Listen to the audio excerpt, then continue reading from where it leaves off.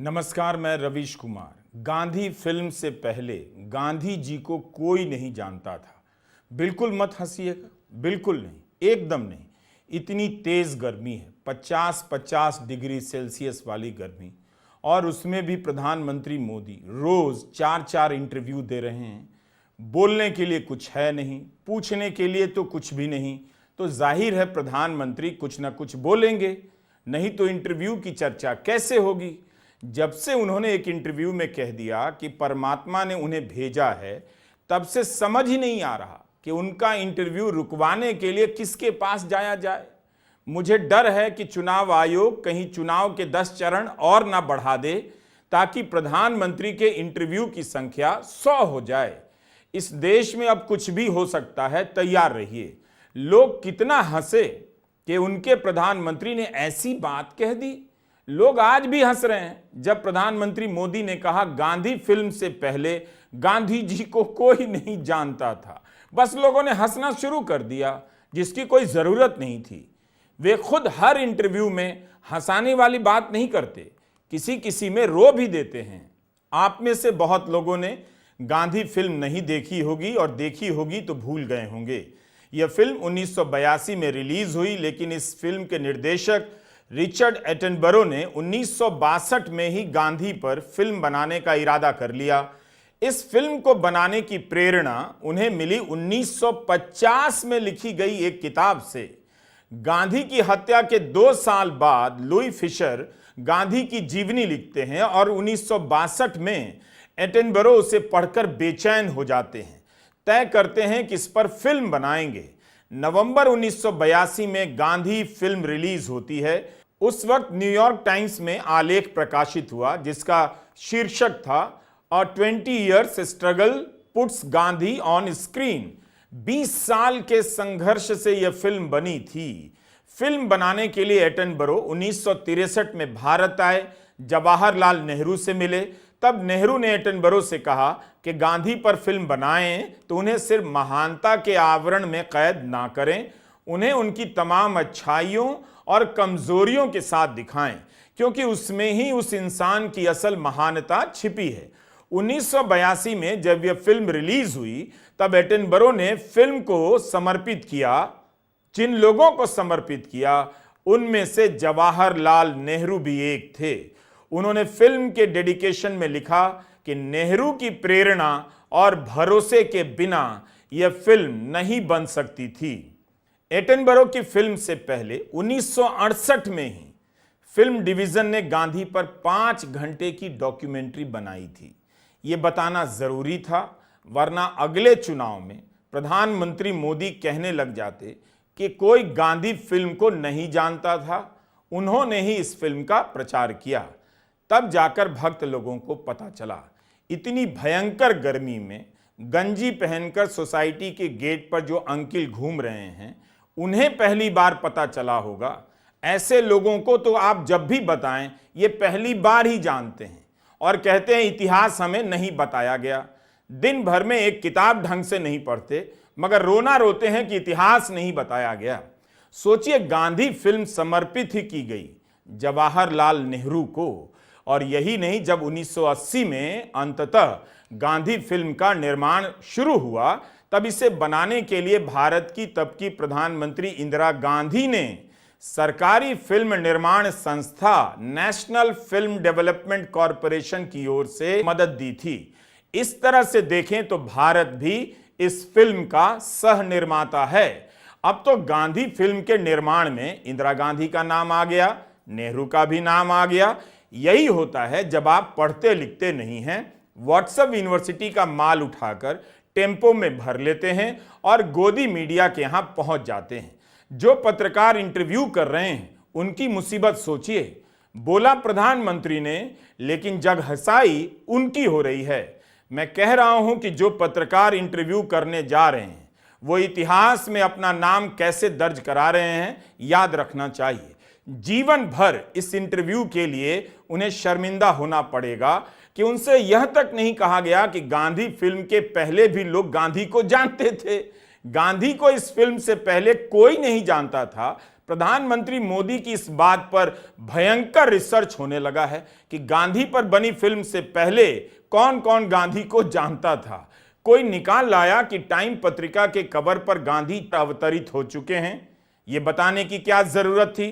इससे यह भी निकल कर आने लग गया कि टाइम पत्रिका के कवर पर प्रधानमंत्री मोदी किस रूप में आ चुके हैं। अब यही होगा, गूगल में जब भी आप गांधी, टाइम पत्रिका और मोदी सर्च करेंगे, गांधी का भी आएगा और मोदी का यह कवर आ जाएगा जिस पर लिखा है डिवाइडर इन चीफ। प्रधानमंत्री मोदी कह रहे हैं, अगर मार्टिन लूथर किंग को दुनिया जानती है, अगर हमारे साउथ अफ्रीका के नेल्सन मंडेला जी को दुनिया जानती है, गांधी जी किसी से कम नहीं थे जी, और यह मानना पड़ेगा जी, यह उनके शब्द हैं जी। मैं क्या करूं जी, कितना रिसर्च करूं। अटलांटा में मार्टिन लूथर किंग जूनियर का एक संग्रहालय है, उनकी स्मृति में बना है। यहां उनके बचपन का घर है। इसी संग्रहालय में किंग की जीवन यात्रा का संरक्षण किया गया है। इसके प्रांगण में ही गांधी की यह प्रतिमा बनी हुई है। किंग अनेकों बार अपने भाषणों और अपने साक्षात्कारों में यह बात कहते थे कि उन पर गांधी के जीवन और उनकी अहिंसा की राजनीति का गहरा प्रभाव है। खुद किंग की राजनीति और राजनीतिक गोलबंदी में गांधी की छाप देखी जा सकती है। आज प्रधानमंत्री मोदी कह रहे हैं, मार्टिन लूथर किंग को दुनिया जानती है, गांधी को नहीं जानती।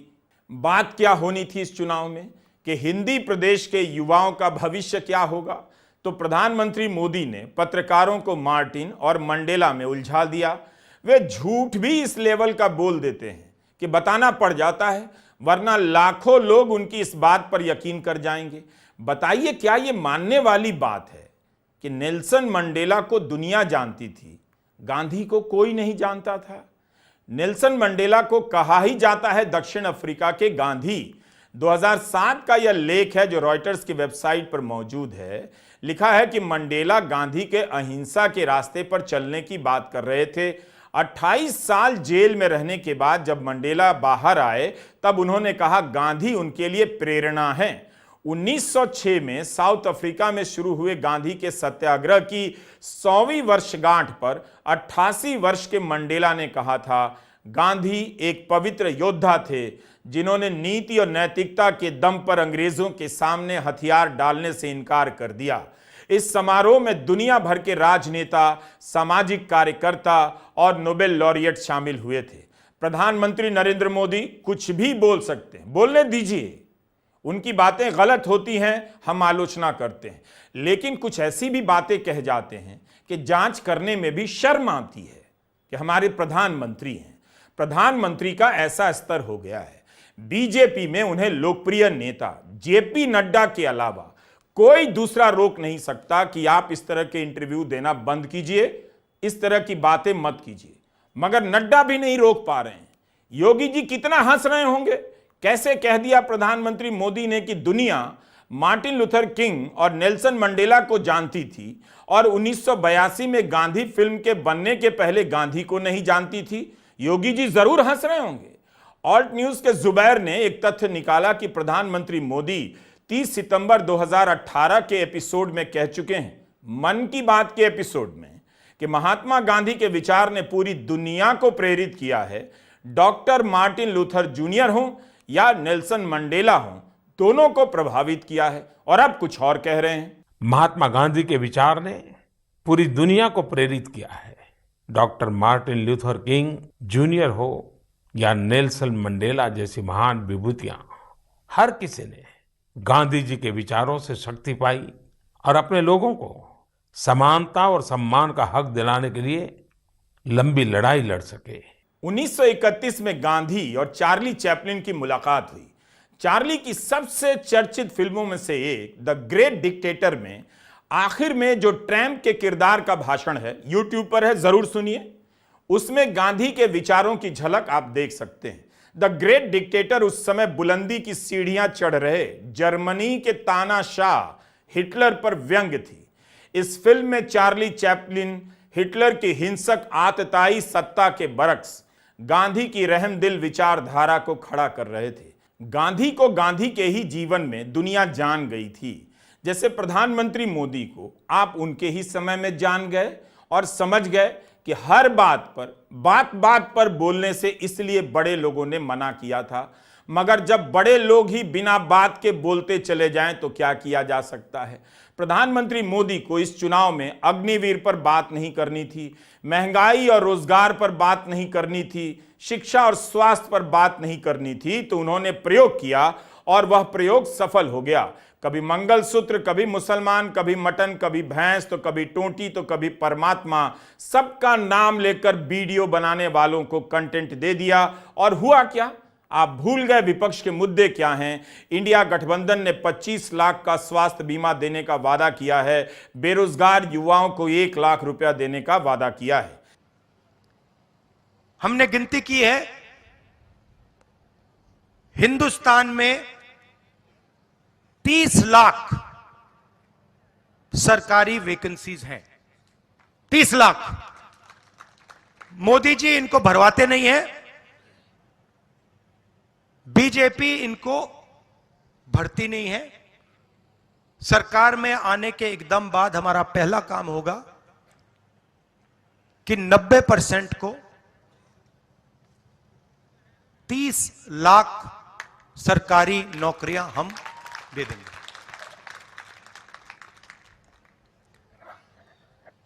दूसरा ऐतिहासिक काम,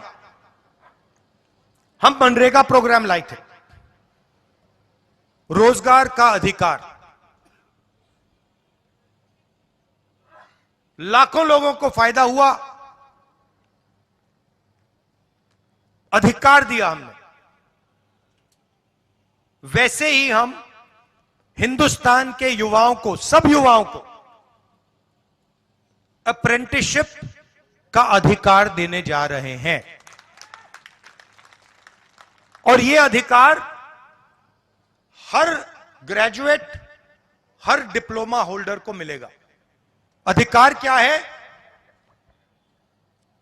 कि कॉलेज, यूनिवर्सिटी, डिप्लोमा के एकदम बाद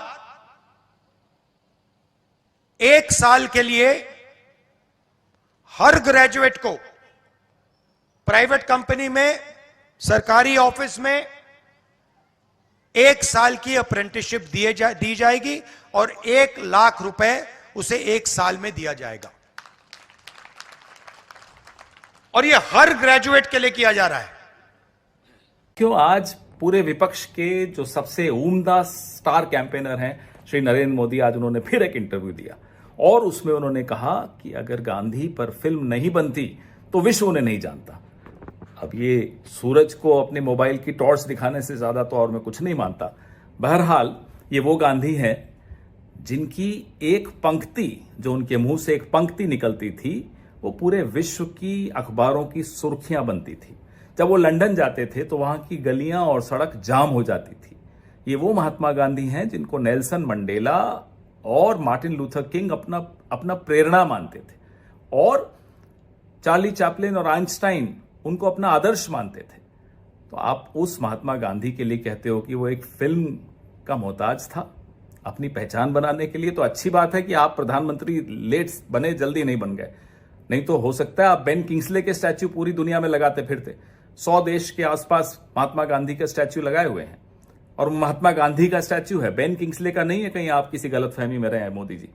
मोदी जी, यहां से आपको एक सीख भी मिलनी चाहिए कि अगर अच्छे कर्म हो ना, तो एक लंगोट और एक लाठी लेकर भी विश्व में पहचान बनाई जा सकती है। महंगे महंगे अपना नाम बनाए हुए सूट पहनकर शोबाजी करना, हवाबाजी करना, इससे नाम नहीं बनता। और अपने भीतर गांधी को जिंदा रखने के लिए, जानने के लिए यह समझना जरूरी है कि हम सबके मन में गांधी और गोडसे का एक संघर्ष चल रहा होता है। अक्सर गांधी जीतते हैं, कभी कभी गोडसे जीतते हुए दिखते हैं, लेकिन अंततः जीत गांधी की होती है। राहुल गांधी ने इस बात पर ट्वीट किया है कि सिर्फ एंटायर पॉलिटिकल साइंस के छात्र को ही महात्मा गांधी के बारे में जानने के लिए फिल्म देखने की जरूरत रही होगी। यह हालत हो गई है।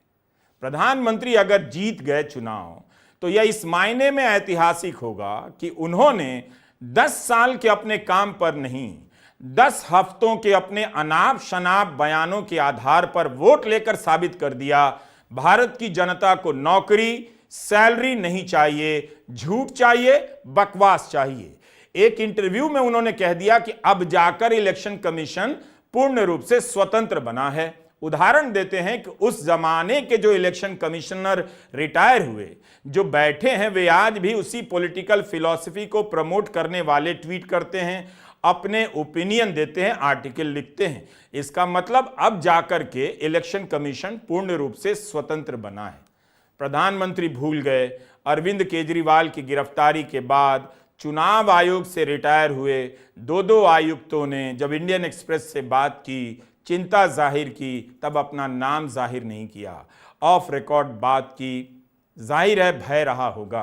प्रधानमंत्री को याद नहीं रहा कि पूर्व सेनाध्यक्ष MM नरवणे की किताब छपने से रोक दी गई, जिसमें उन्होंने अग्निवीर योजना का जिक्र किया था।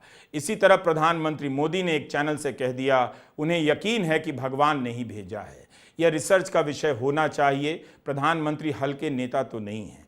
पूरे चुनाव में वे एक पैटर्न की तरह इस तरह से अनाप शनाप बोल रहे हैं। ऐसा हो ही नहीं सकता कि उनकी जुबान फिसल रही हो या वे अपना नुकसान कराने के लिए बोल रहे हो। योगी जी बोल दे तब भी समझ में आ जाता है, मोदी जी क्यों बोलेंगे? यह जानने का विषय है कि प्रधानमंत्री मोदी इस तरह की बातें क्यों कर रहे हैं। वैसे भी गांधी को जानना कोई बड़ी बात नहीं है।